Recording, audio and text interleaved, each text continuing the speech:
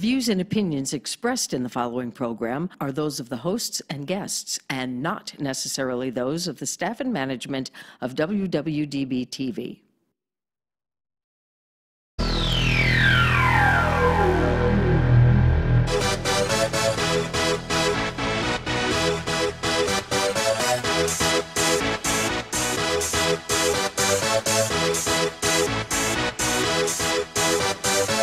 Y'all ready for this?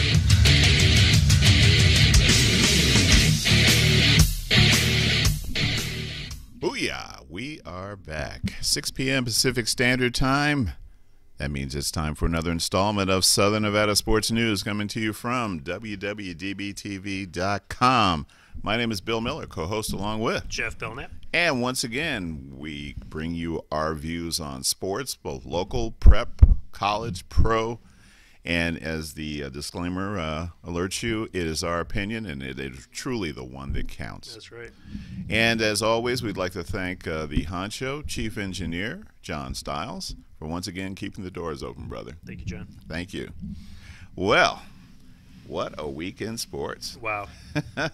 I mean, where do we start? Well, let's start with the NCAA game, because I guess that would be the easiest. Yeah. If you listen to the show, if you watch the show as much as you should be watching the show, you would know that I said on several times over the course of the season that Clemson by far was the best team, and nobody believed me. But now you can believe me. Now it's there right in front of you. Yeah. You know, I was with my mom and Jay.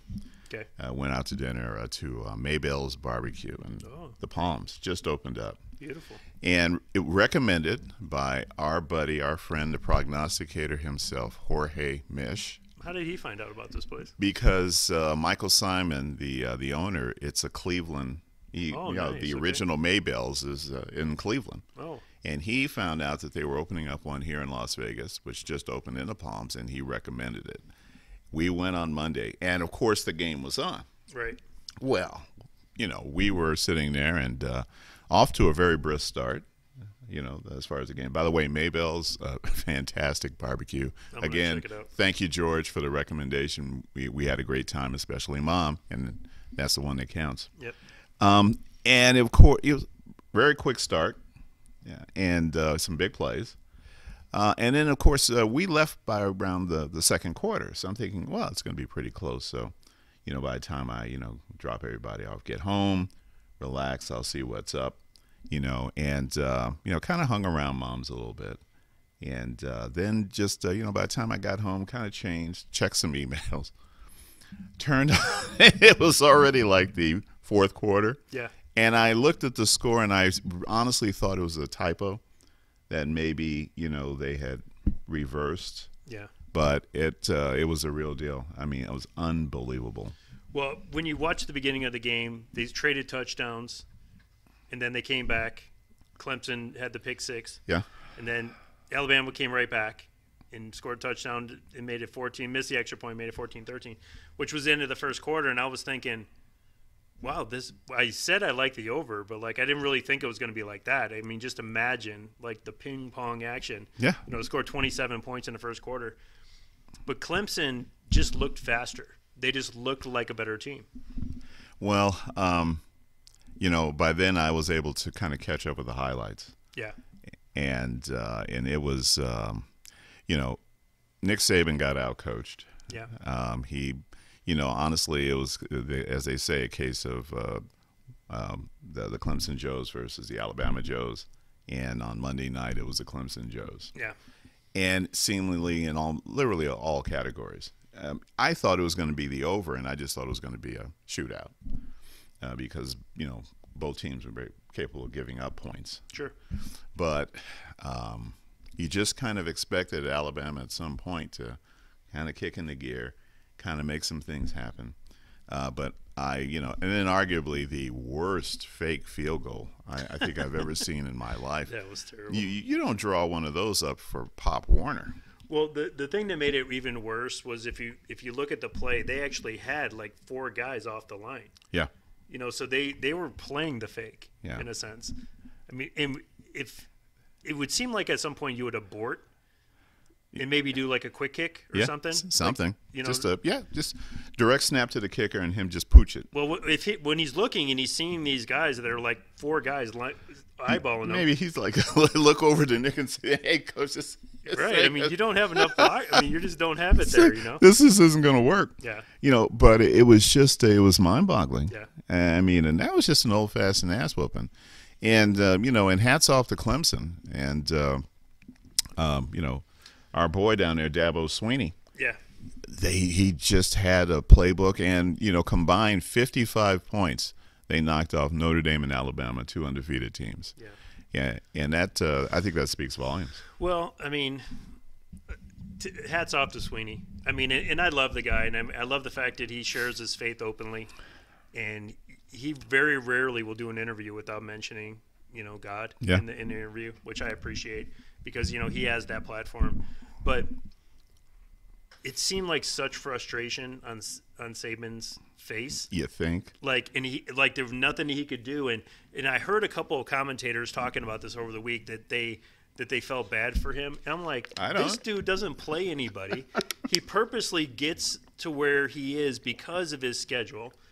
Then he gets put into a position where he actually gets beat by a team that is far superior team. I don't have any sort of sympathy for him because he rides that out like, oh, we're the best, we're the best, we're the best. And then when they really play quality opponents, and if anyone saw the Georgia game against Alabama, Georgia could have really easily won that if they could have got a couple of calls. I mean, there was a clear face mask call.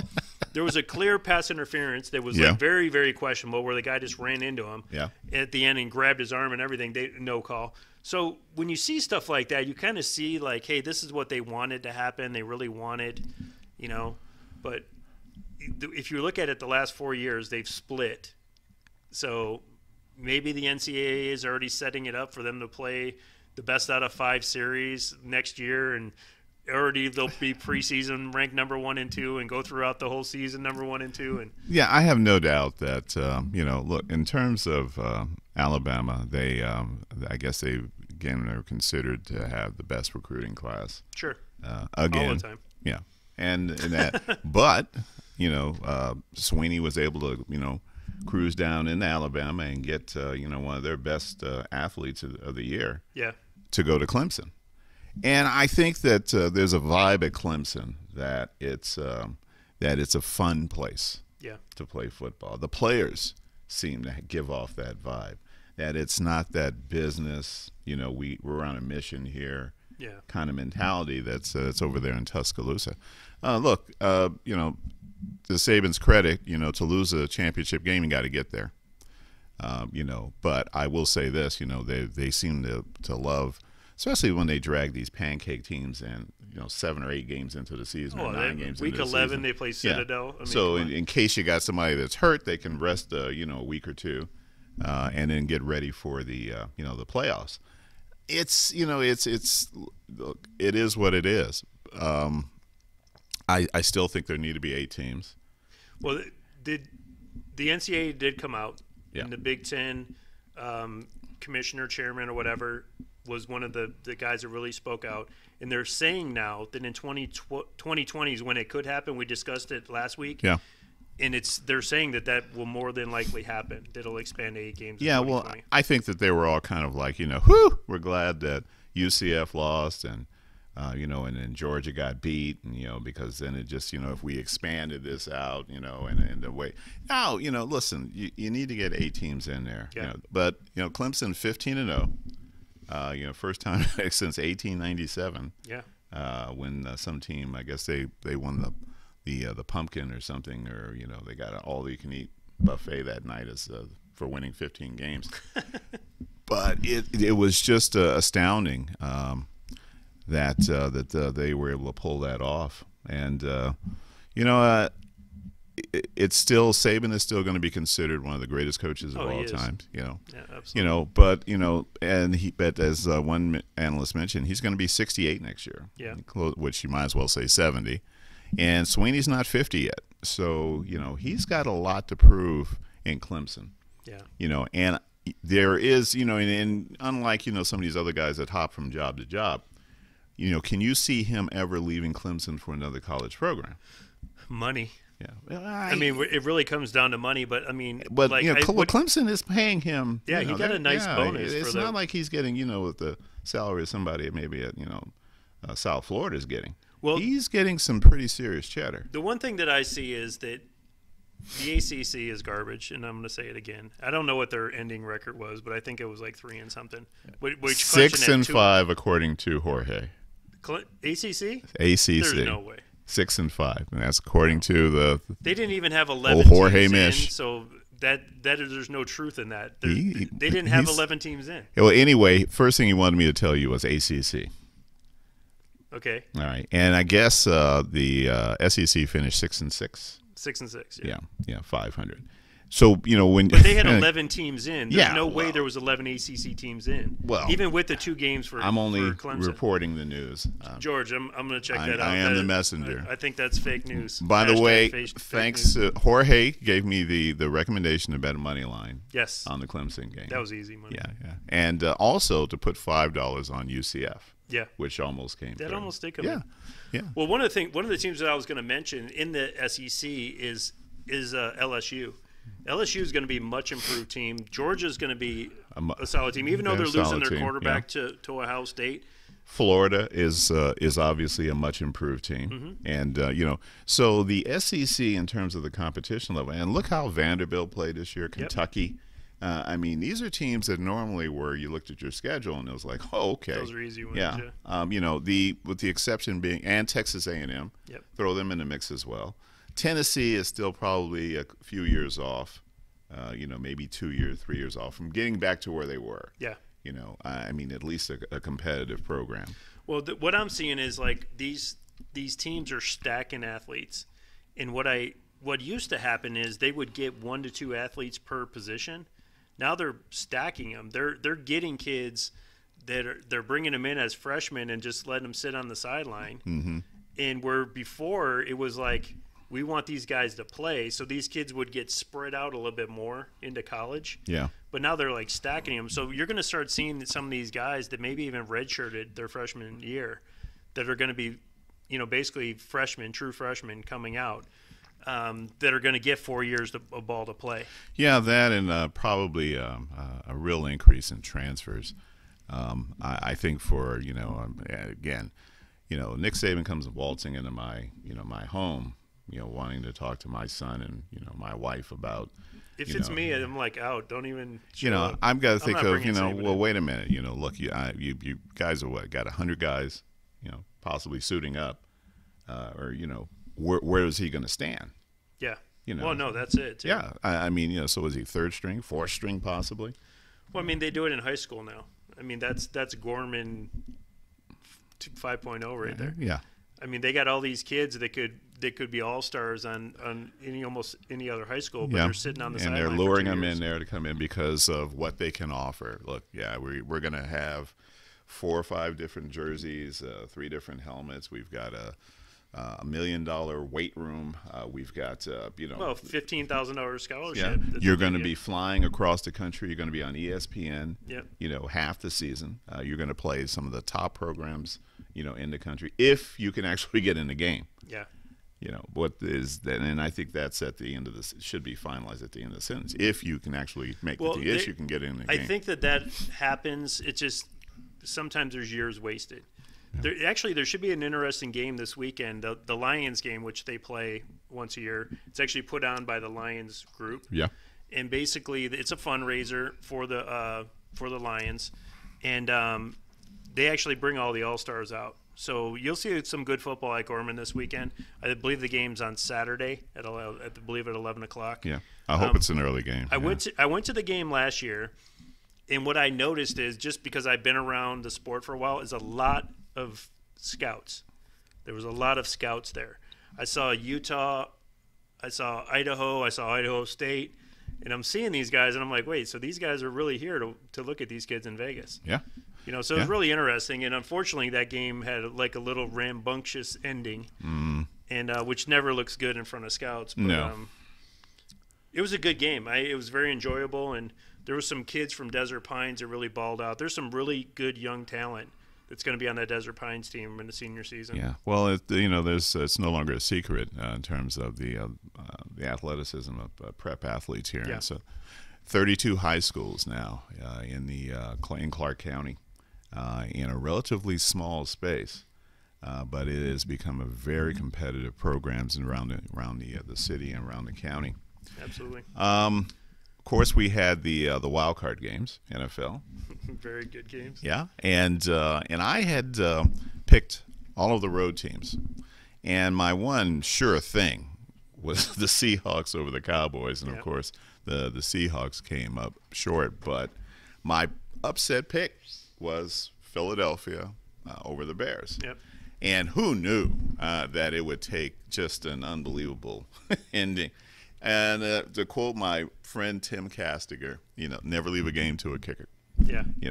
And I didn't realize this guy, this was the 6th or 7th time that he had hit the uprights this season. Possibly 4 more than that. 4 against in Detroit. one game. Yeah, 4 against Detroit. Yeah, 4 in one game. Which is hard to do, by the way. And it was a twofer. He hit not only the upright, he hit the crossbar too. Well, it was tipped in his defense. Yeah. Well, and again, this was a 43-yarder. Yeah. Not a 53 or 58-yarder. Yeah. So you got some opportunity to get some height to it. So you want to at least clear the line. Yeah. But but still, this is. Well, I'll tell you what. I mean, if you listen to the show, I had money on Chicago to win it all. I had them at 10-1. I had them at 8-1. So a lot of my futures are dying slowly. I still have Indianapolis at 30-1, and I took a little bit on Philly at 30-1. Yeah, because those are big numbers. Yeah, I mean, just because I think Indy is the hottest team in the league. To give someone 30-1 is ridiculous. And my only, issue that I have with myself now is that I didn't put enough on it. I put $50 on it, and I'm thinking maybe that's the one I should have put 100 on. Yeah. Well, again, Indianapolis made it look easy against Houston. They really did. And it was fast. Well, the thing about it is you hear about how good an offensive line or how much difference it can make. One of the stats that I saw was 48 sacks the year before, which was the most in the NFL. Yeah. 16 sacks this year, which is the least in the NFL. And when you give a quarterback time, these guys are professionals. Yes. And when you give these guys time, but there was one particular guy, and I followed him on Instagram, and I apologize for not having his name, but he's the right guard for the Colts, and they showed him play after play, making plays, and I'm like, where did he come from? I mean, this guy was run blocking, he was lead blocking, he was pulling. Everything. Yeah, I mean, this guy was doing it all, bulldozering everybody. But not only, blowing open holes for the running backs. But then they showed him pass blocking, and he was his efficiency was just unbelievable. If you give any quarterback, as you mentioned, they're going to perform well. If you give somebody like Andrew Luck, who is talented, and now you can see the difference versus running for his life, and then sitting back there and operating. Yeah. And but again, it was. I thought that they would beat Houston. I just didn't think it would be the game was literally over by the second quarter. But the Seahawks game against the Cowboys. Are the Cowboys for real? Can I just ask you that? They're not. No, they're not. Okay, because I want to tell you what happened. So every year I have a group of my buddies, and we get 12 guys, and all of us get a playoff team. Yeah. Last year, you might remember I had New England. Okay. So I actually went to the Super Bowl and lost, which I won money, but just not as much money as the other guy. But this year I get pulled Dallas. So I got to root for this team abstractly. Well, but before we can just go into my pick. Rams are going to beat Dallas. Okay. Okay. You saw they're wearing throwbacks. Yeah. Both teams. Are they really? Yeah. Oh, good for them. That should be pretty fun. And but I think that you have Sebastian Janikowski, Seabass, pull his hamstring trying to make a 58-yarder just before halftime. Why you would ask an old man to to accomplish such He's a feat. kicked one before. Didn't he kick 62? Well, yeah, well, it was about 12 years ago. Yeah, I mean, first of all, he's carrying a lot of weight. Hey, he's he a always number 1 has. draft pick, man. You should be able to keep that. Yes. Thank Al Davis for that. But so he pulls a hamstring, and there goes your kicking game. Yeah. All right. Then you have the punter tries the onside drop kick. Yeah. Which is fairly unique, but and he kicks it literally 20 yards, 25 yards down the field. Yep. On the fly. Still the best punter in. Oh yeah, listen, punter, But to me, here's the thing. Do you have a backup plan? I mean, come on. I mean, there's literally these guys practice for every scenario, possible scenario. Isn't there somebody? Is the backup plan was a drop kick, onside kick? Does that make sense to you? I thought that you'd be happy that Pete Carroll lost. I was. I am. Because he's all right, I'm not going to go there. But, he's got some issues, I mean, he escaped a necktie party down there at SC. We all know that. But he is a good coach. I'll give him that. So looking forward, but he had the hottest team in the NFL. Yeah, the hottest NFC team. Yeah, flying below the radar. Everybody expected this to be a rebuilding year for the Seahawks. That's true. That's absolutely true. As a matter of fact, I think I picked him. I think I had him second to last. But I don't think you had him behind San Fran and. No, I had Arizona last, and then I had Seattle last, and then I had San Francisco, and of course, who got hurt at San Francisco? Yeah, well, Garoppolo, yeah. Yeah, and but I felt that the way they finished with Garoppolo secured, and then of course I had the Rams winning the division, but I think we all had them not doing as well, but you know what, honestly, I was kind of surprised by that game because I didn't really think Dallas was going to be able to put it together. But the thing is, Dallas's defense played well, and the only thing that I could see is the way that they can beat the Rams is if they shut down the run. Yes. Because if they can shut down the run and force them to pass, I think it might be a little bit more difficult.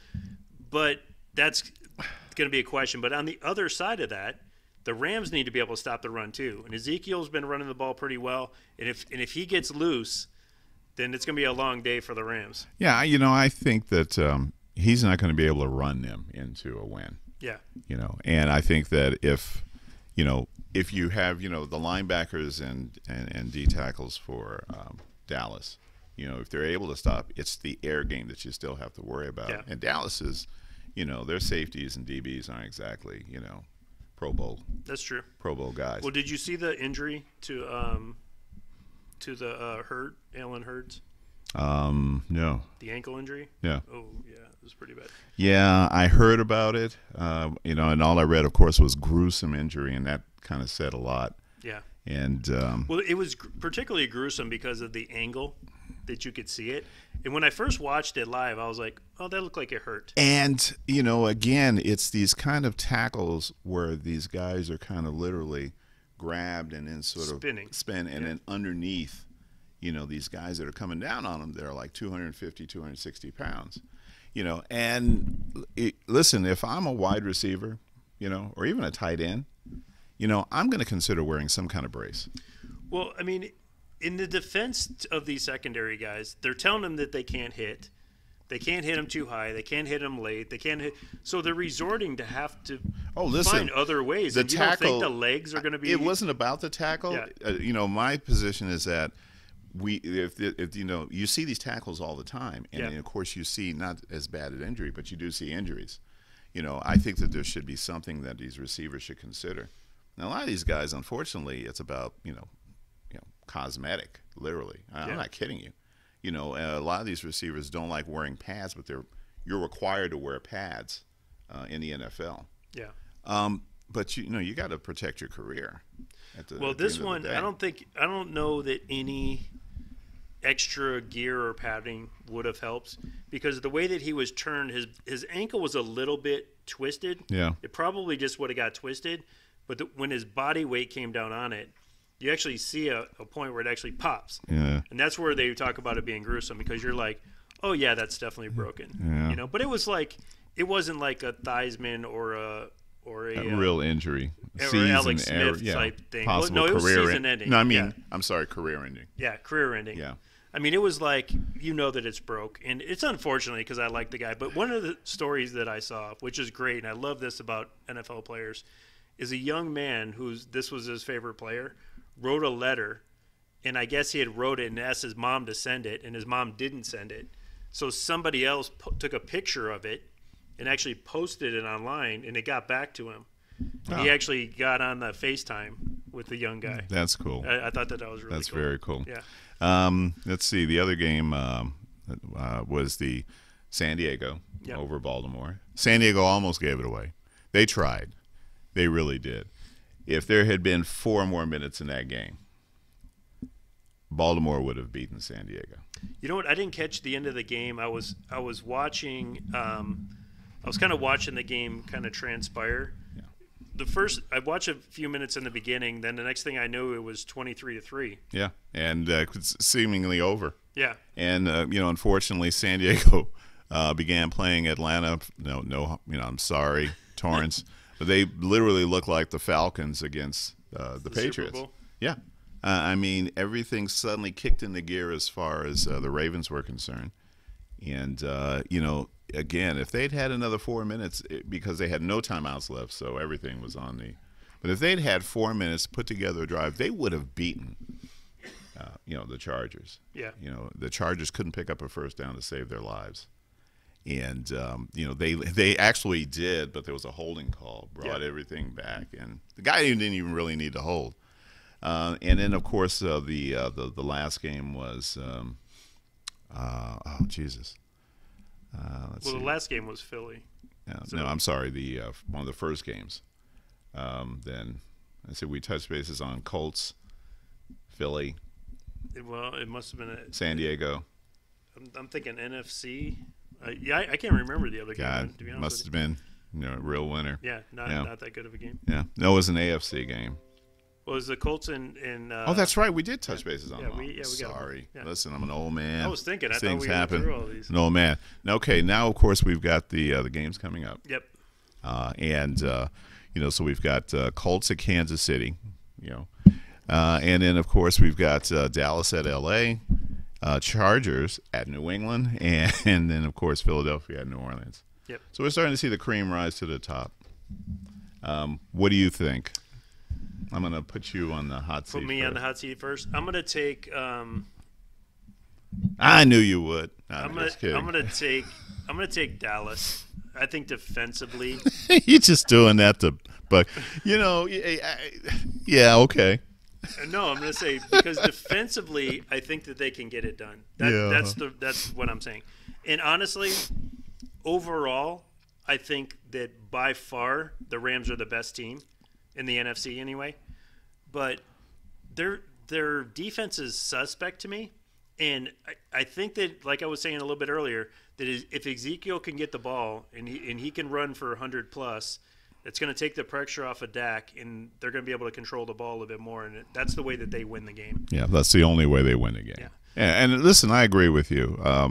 If their defense can come up big, they have a chance. I think it's going to be a close game, but I think the Rams are going to end up winning that game. Okay, so Colts and Kansas City. Okay, this is what I'm going to say. I think Kansas City's got talent all over the place, and they have a coach that has never been able to get past that hump. Sure, he has.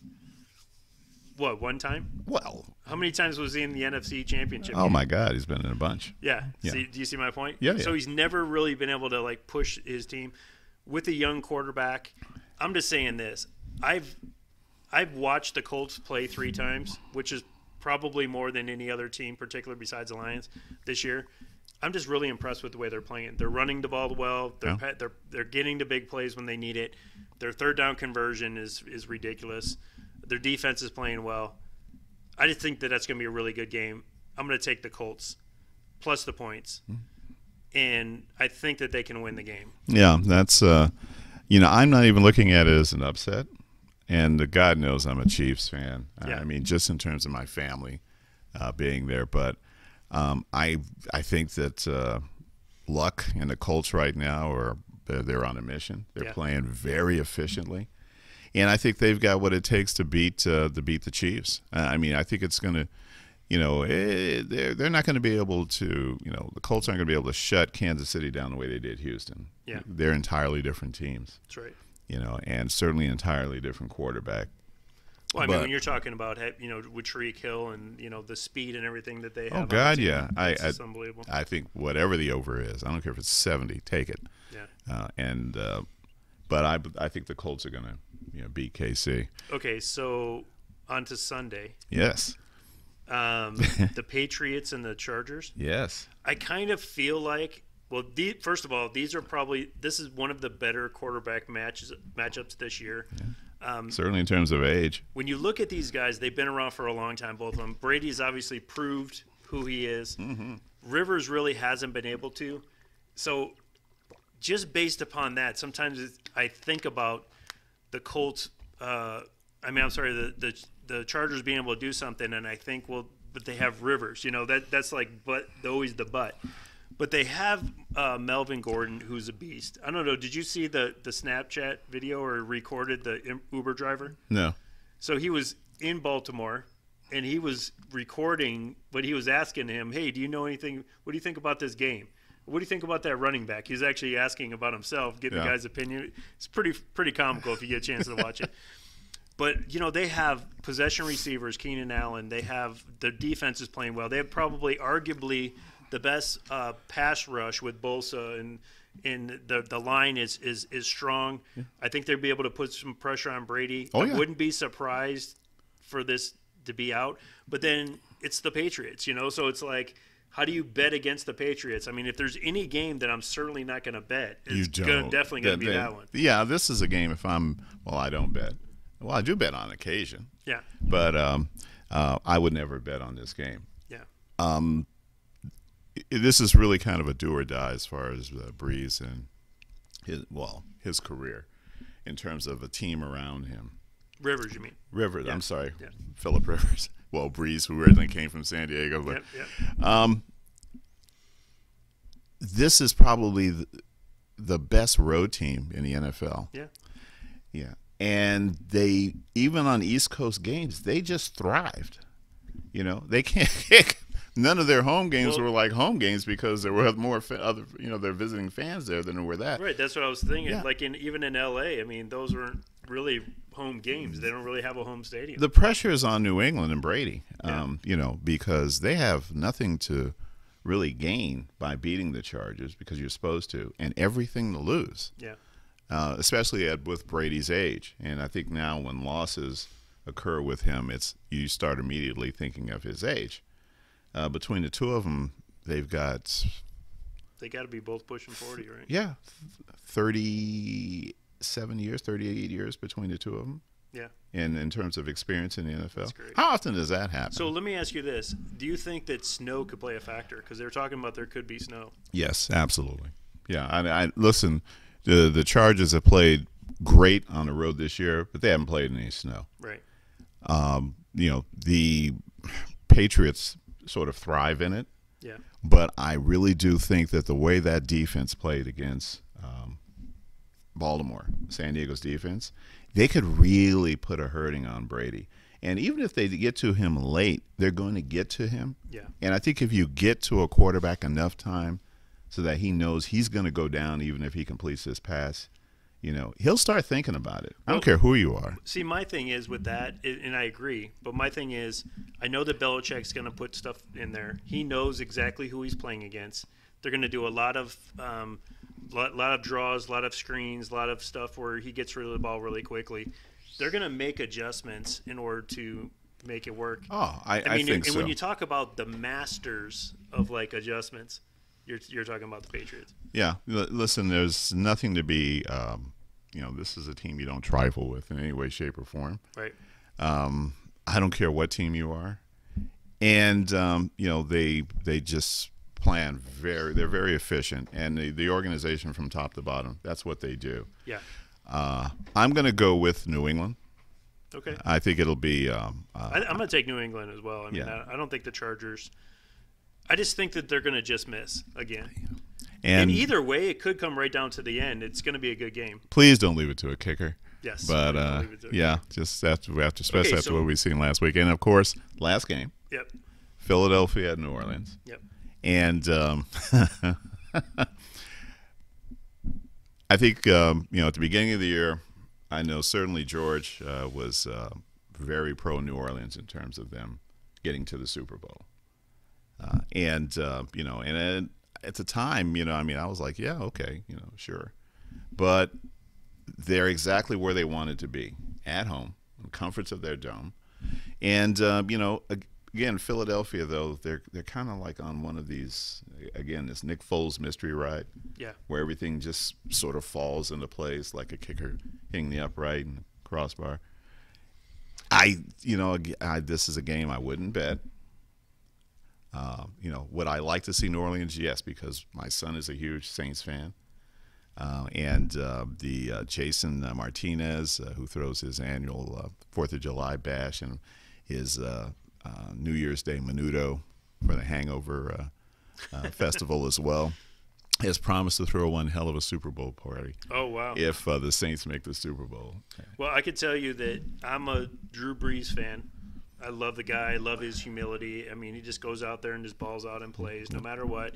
Doesn't complain, just does his thing. He knows what it's like to be in the big games, Yes. He's got his Super Bowl experience. And I'm rooting for the guy. I mean, I really want the guy to do the best that he can and just come out and play against Philly. On the flip side of that, I got a whole bunch of buddies that are Philly fans, and it's going to be a great game. And you know what? This is what football's all about, these games. Yeah. These 4 games all should be good games. And I'm actually going to take the Saints since we have to pick one of the teams. I'm going to go with the Saints as well. Okay. I think that, the Philly mojo is going to run out of gas. I think that they're certainly not going to make it easy. But I think that right now, Breeze, they're right where they want to be. They don't have to go outside until ultimately. Where is the Super Bowl this year, by the way? It's New Orleans or Atlanta. Atlanta. Yeah. Yeah. So again, they have the possibility of just staying in the dome till the better end if they can keep winning. Yeah. And but a Mercedes dome, just in a different city. Yeah. Breeze is one of these kind of quarterbacks who are, everybody thought it was too small. And then when he hurt his shoulder, San Diego said nah, well, we're going to go with this kid Rivers, which wasn't a bad move for them. But this marriage of Drew Brees and Peyton, has been kind of fallen under the radar of Belichick and Brady. Of course, most of them do. But, he's had a successful career. The numbers speak for themselves. He's a surefire Hall of Famer. And, again, he seems like a really, really nice guy. Yeah. Yeah. Absolutely. So really quick, we do have a little bit more of a local story, but the Reno Express, which is indoor football, yes, is doing a tryout this weekend on Saturday, 10 a.m. out at Frias Park. Frias Park, okay. Yeah, and that should be pretty interesting. They're trying to find some local guys to come out. They want to get paid to play some arena ball. They got locked in at the Reno Convention Center. But if you want to check out anything that they got going on, it's GoRenoExpress.com. And you know what? It should be interesting to see, like, arena ball is kind of been tossed, a couple different ways. And unfortunately, the Vegas market has never really took it, and ran with it. But Reno, on the other hand, had a team up there called the Barons. Yeah. They were a rock-solid squad for many years. And the city actually misses them, so they have an opportunity now to, do some stuff in Reno that, was kind of unheard of. Yeah. Going into this year. I mean, they just decided to come back, and we'll see what happens up in Reno. Yeah. Well, good for them. Again, that's Frias Park, 10 a.m. Yep. And if you want to try out, $65 to try out, and you're talking about $65 to earn yourself a job, because it's a paid position. Okay. And, we've also got upcoming event for a friend of ours, Tough Enough. Yep. Yep. They have their next event's going to be February 22nd and that's going to be at the Orleans Ballroom. Yep. And Jeff, of course, over there, Tough Enough, friend of the show. Oh yeah, I can't wait to check that out. So by all means, check that out, folks. And toughenough.com. Yeah. And but listen, we're going to take a break here and switch gears, and we're going to have an in-studio guest. Yep. All right. This is Southern Nevada Sports News coming to you from WWDBTV.com. We'll be right back.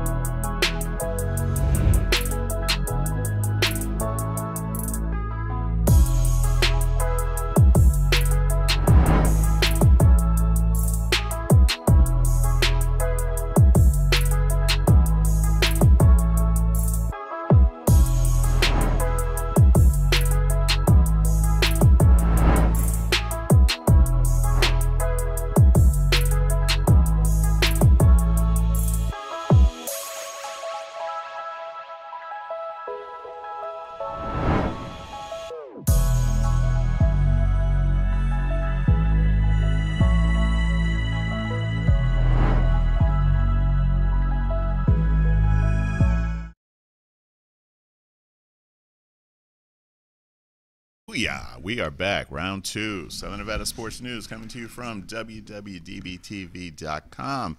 My name is Bill Miller, co-host along with Jeff Belknap. As you can see, we are not alone, and we are grateful to have in studio our guest, Rudy Reals. Thank you for having me. Local tattoo artist, as well as creative artist, and for Luxury Life Clothing. Yeah. Luxury Life Clothing is like the #1 top local brand in Vegas right now. Okay. So everybody knows about it. If you want to order anything, it's at myluxurylife.com, or go to their Instagram, and it's luxury_life with a Y. LYFE, folks. Yeah, LYFE_clothing. All right. And I model for them. All their fall 2 designs that came out, I did the logos for those. Yeah. Nice. So yeah, they're like family to me. So. Well, they're kind of like family to me too, and I think I told you that these guys are my neighbors. Oh yeah. So I was just in my garage one day, and we're just sitting up chatting, and then he comes over, and I'm drinking a Jack and Coke, and he's has his little drink going. And I was like, so what do you do, man? He's like, oh, I do a clothing line. He showed me your stuff, and I didn't actually realize that you were working with them until I went on your Instagram. What is your Instagram, by the way? It's Real One Tattoo, all spelled out. REALONETATTOO. Yeah, that's cool. So then that's when I saw their stuff on there, and I'm like, all right, this is really cool. Because I've been telling them, look, guys, I want to have you on the show, and then it ends up being you that comes on. So. Yeah. No, we all represent each other. He's actually in Portland right now. Oh, nice. He moved back to Portland. His brother is still out here. They're the ones who started the company about going on 2 years now. Okay. And like about a year ago, or maybe a little over a year ago, I tattooed him, and I was like, "What do you do about sponsorships? I'm always about free gear, and I'm into fashion." And he kind of just ignored me. And he ignored me too. Yeah, and so it was just like the environment that I was in. He was like, what Luxury Life represents is not about the money and the gold and having all the fancy cars and stuff like that. To us, Luxury Life is things that you can't buy, like family. That's right. Things that are close to your heart.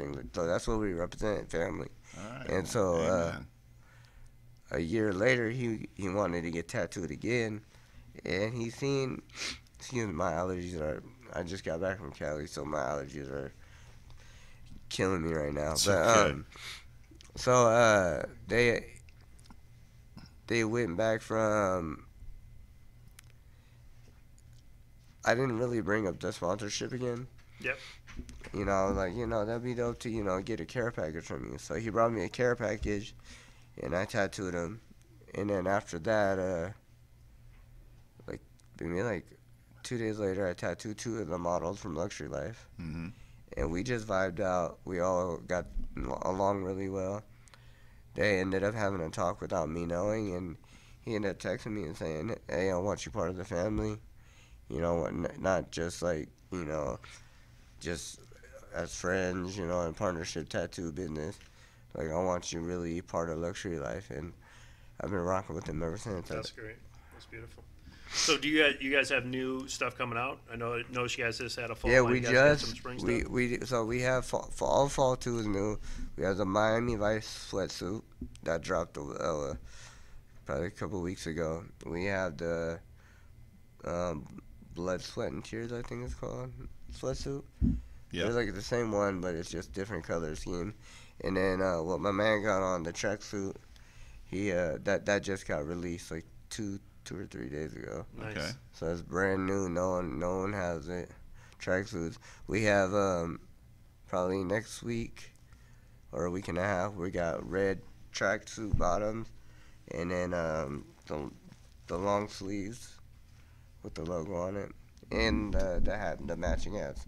Plus we have all the Miami Vice hats that match. We have pink, blue, and Miami colors, yeah, and the black. Yeah, Like that. yeah, I see it on the website. Yeah. So, and the diamond that says luxury in it, that's the logo I designed. Oh, Okay. beautiful. So you got a birthday coming up. I Definitely noticed that. do. So tell us a little bit about this party that's happening. I know you're doing a secret location right now, but what's up? I with mean, that? that's not really secret. It's just, I just put that's more of a marketing thing. People always like a secret, so it's really just gonna be at my crib. Oh, nice. I mean, I've only been out here like 4 years, so I don't, I have a little 2-bedroom condo. I mean, it's nothing crazy, but just people don't know the address. I don't go out and party too much. Right. I don't drink, so it's gonna be something bigger than I expected, but we'll see how many people we fit in there until we get kicked out. Okay. And, That should be fun. Call and somebody I'm in like the nice area, so like I'm in like Summerlin area. Yeah. So it's like there's a lot of people who don't like the kind of music we listen to. So. No, I get it, man. I'm in Summerlin too. Believe me. Yeah. I What know. part? I'm right across the street from your buddy, man. Oh yeah. So you're right up the street. So yeah, I'm down the street. I'm on DI in Desert and the nice. Fort Apache. Nice. Yeah. So you say you've been here for about 4 years? Going on 4 Going on years. 4 years. February would be 4 years. Where are you originally from? I'm from the Bay Area, Pittsburgh, representing. Pittsburgh. nice, Yeah, okay. I know Pittsburgh. Yeah, I Pittsburgh, lived in the Bay California. Area for a while. Oh yeah, what Yeah. part? Lamert Park. I'm not sorry, Lamert Park. Oh God, Oakland. Oh, okay. Yeah, Lake I Merritt. Oh, okay. Yeah, Lake Merritt. You're in a nice little part. Yeah. Yeah, I stayed in Oakland for like 3 years. I was in the lower bottoms off 10th and Wood. Hey, my office was down in that area. Oh really? Literally across the street from the college. Yeah, I used to on the tattoo- other side of the BART track. I used to tattoo on Fruitvale, and then I tattooed on 14th and Franklin. Yeah. Hey, I know it well. So as far as the tattoos now, I mean, if somebody wants to get a tattoo spot, I mean, how do they get a hold of you? It's a lot of word of mouth. I mean, I'm really easy. A lot of people think it's hard to get a hold of me, but I'm the most humble person. Like, I respond to all my DMs. So if you don't have my number, just DM me and tell me what you want to do. Yeah. So what's the best place? I mean, is it Facebook or is Instagram. it Instagram is the best place. I mean, Facebook too. It's just my name, Rudy Real. Yeah. But my main clientele come from like Instagram. Nice. So Well, I know that Instagram is big. I mean, especially for a tattoo artist. I mean, because you can put your work. yeah, on yeah. Well, the way my Instagram got bigger was because when I started, I didn't have that many followers. But then in the Bay Area, because I knew people like produce and stuff, I ended up tattooing one of the. Have you heard of HBK? Yeah. So like I Am Sue, P-Lo, and all them. Cool John. I ended up tattooing Cool John, and built a relationship with him. Then I tattooed Luigi the Don, and then Rossi, and by them shouting me out, kind of gave me more following. Oh, nice. So then when I moved out here, on top of doing music, so like I do a whole bunch of different things. So with all those different avenues, people look at that one Instagram, and my Instagram is solely based off of tattoos, but I do a lot more than that. I do radio, I do I design logos for artists. I do murals. I paint custom canvases. Nice. I paint live at events. I do music. I rap, produce, write, engineer. So I noticed like a lot of your tattoos are like the like picture, like portrait style. Yeah. I mean, that's just what people ask. I mean, they don't really. I just started doing a lot of portraits lately because, like, where I'm from, they just want hood tattoos. You know, they want names and guns and things that don't make sense to me. Like, I feel like if you get a tattoo, it has to have a meaning behind it. Yeah. And the younger generation back then, it was just cool to have tattoos when it wasn't accepted. Now that it's accepted, people actually, I think, take time and think about what they want. I'm 61. I just got my first ones. So now 55. I have to leave the show because you did not come to me. Oh, well, man. No. And I was shocked, by the way, when I saw those pictures. Yeah, I know Jay probably talked you into What'd you end up getting? Yeah, I got a couple of Panthers on my calves. For You my must have liked the movie, huh? Well, no. This is way before that. Yeah. And for my two sons, and then I have African symbol for peace and one for supremacy of God. Oh, okay, nice. But it was, it was an adventure. I mean, because that sensation the first time is. Yeah. I mean, in the beginning, it's the first couple of lines. It's more like, oh man, this is gonna suck. After a while, you kind of, not that you get used to it, but it becomes bearable. Well, I was really surprised at the just the positive comments I got. Yeah. From everybody when I got it. It was just, it took me a while to get it, but once I got it, I realized that I'm yeah, that's how my mom was. Like because I started tattooing when I was 16, and I got a little kid from her credit card, and my brothers, they were like in prison their whole life. So when you go to prison, you get blasted up, and she kept telling me, like, when I got my first one, she's like, don't get no more. You're gonna look like your brothers. You're gonna, kept getting more, and then I became a tattoo artist. And then at 60 years old, she was like, will you tattoo me? Oh, nice. So, how long have you been doing tattoos now? I started when I was 16. Okay. I started my apprenticeship when I was 17, and which was in the shop, and I professionally working in the shop when I was 18. So, and I'll be 34. So, nice. I say 12. Half your life. I say 12 years professional. Yeah. Like it's just easier for me to say. Plus, it's my favorite number. There you go.